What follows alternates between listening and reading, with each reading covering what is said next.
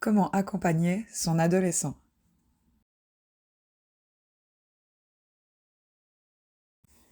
C'est vers 10-11 ans que les premiers changements se passent dans le corps et le cerveau des jeunes.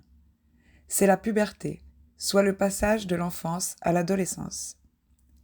Les hormones, entre autres sexuelles, s'activent.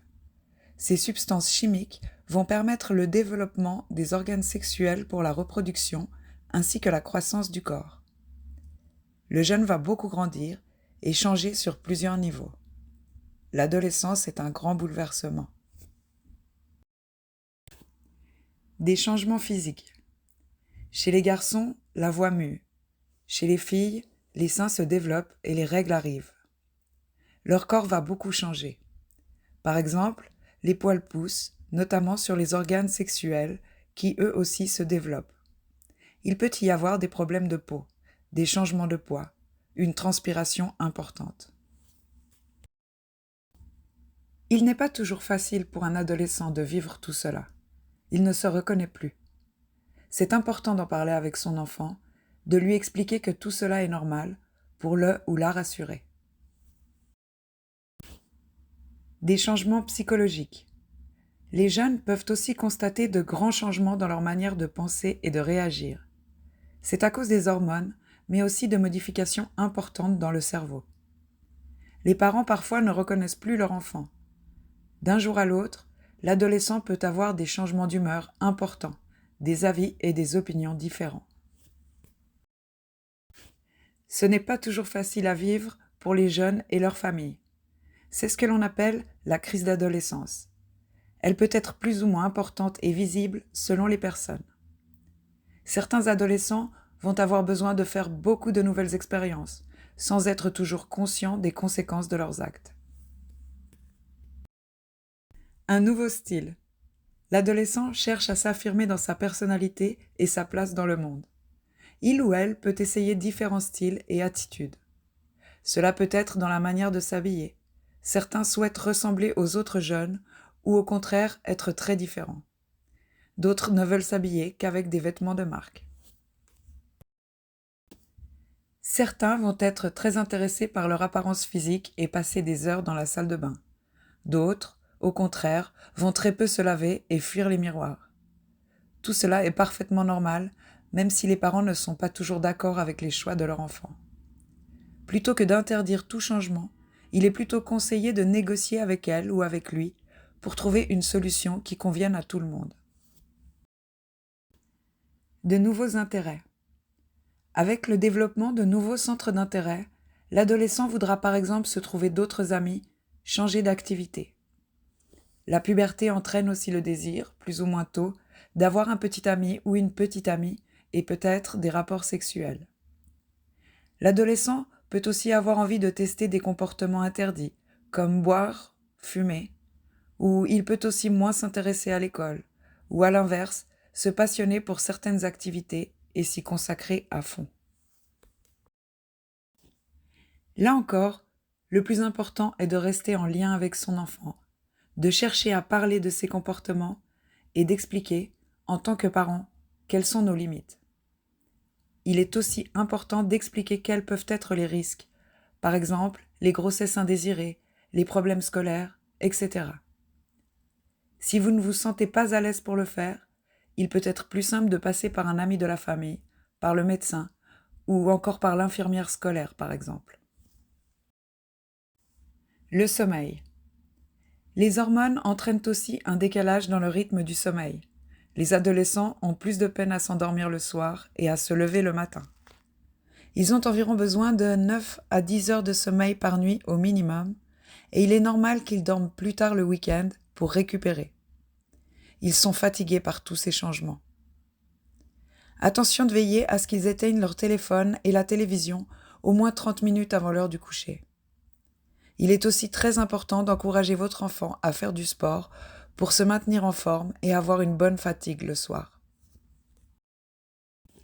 En famille. Parfois, l'adolescent va s'opposer à sa famille pour montrer qu'il est en train de devenir adulte. Cela ne veut pas dire qu'il n'aime plus ses parents. Au contraire, il a toujours besoin de leur soutien. Les parents peuvent l'aider en s'intéressant à lui ou à elle, en posant des questions et en ouvrant la discussion. Il est aussi important de continuer à lui mettre des règles, par exemple pour les écrans, le travail scolaire, l'heure de se coucher ou de rentrer à la maison. Il faut lui expliquer ce qui est interdit et pourquoi. Faites des essais. Adaptez-vous en fonction des réactions de votre enfant. Il n'y a pas de solution unique. Le plus important, c'est de maintenir le dialogue tout en gardant un cadre qui assure la sécurité de l'adolescent. Grandir avec confiance. Dans le même temps, votre enfant a aussi besoin d'avoir un peu plus de liberté, de sentir que vous lui faites confiance. Il ou elle aura sans doute envie de sortir avec ses amis de temps en temps, par exemple pour aller au cinéma ou au parc. Si cela vous inquiète, n'hésitez pas à inviter ses amis chez vous pour faire leur connaissance. Expliquez à votre enfant que vous avez besoin d'être rassuré et que vous vous intéressez à ce qu'il fait. C'est à vous de trouver un juste milieu entre les règles importantes à vos yeux et le désir d'autonomie de votre enfant. C'est un travail très délicat pour tous les parents d'adolescents. Parlez de son avenir.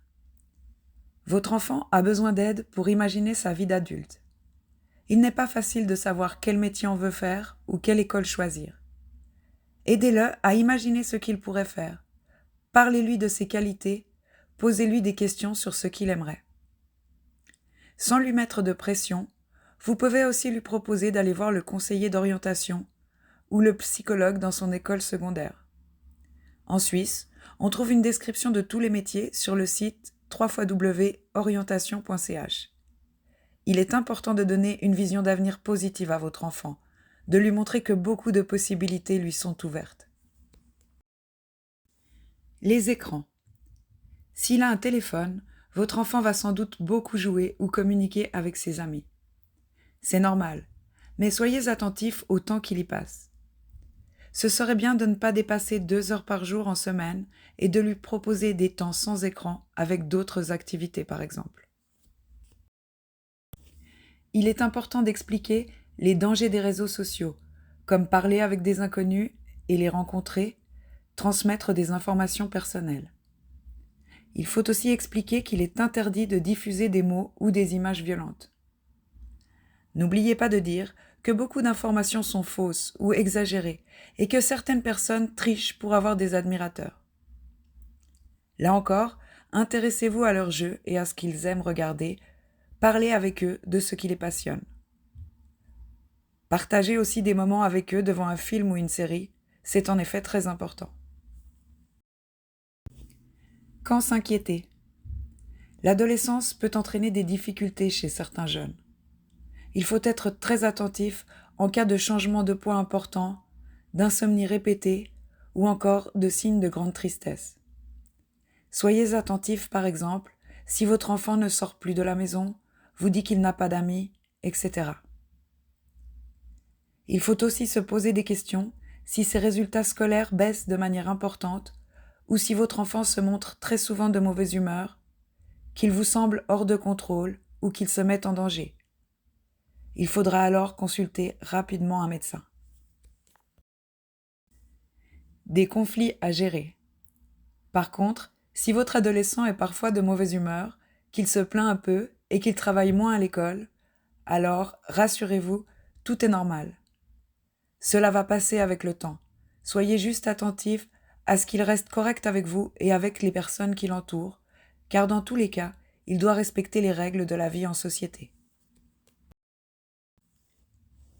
Faites-le participer aux tâches de la maison et donnez-lui des responsabilités en échange de ses nouvelles libertés, comme par exemple aller faire quelques courses pour vous au supermarché. Il y aura sans doute quelques conflits, c'est normal.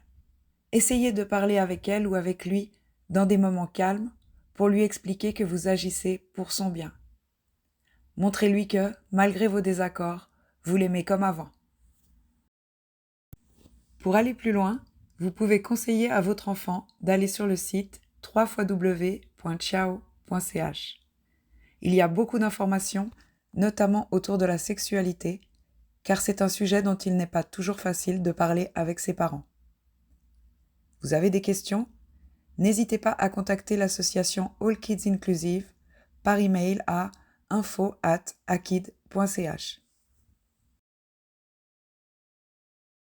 Si tu as aimé cette vidéo, n'oublie pas de t'abonner et de partager avec tes amis si tu le veux.